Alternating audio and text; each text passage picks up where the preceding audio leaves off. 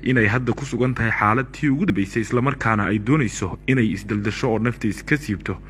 taasina ay ku kaliftay muuqaalkii fadeexadda ahaa ka waran nooga warbixi qaabka ay hadda xaalad hay ama sida nolosha hadda ay ku sugan tahay walaalo Cayuuni bal nooga waran wariban waa mahadsantahay maxamed axmed wiilka la dhashay Cayuuni waa iska dhahan dadka laakiin magaceeda caadiga caaliyo waaye marka wallahi hadda gabadha waa iska dhibantahay mataqaanaa walwal haya marka maantana mataqaanaa xaafad qolka kama soo dhigin cuntadina waa kasoontay marka waa kaasaa waxa kale ay wajahaysaa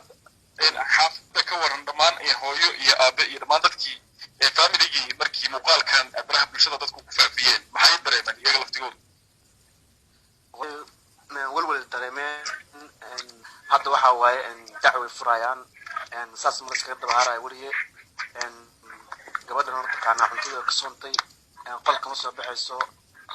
aad marka in isdisha xataa mataqaanaa waa laga baqaa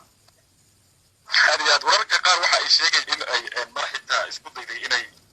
suncadto oo mataqaanaa warar aan xaqiiqadooda lahayn bay ahaayeen balka war adiga ma noo xaqti ka dhaarinta wax ka jira ma jiraan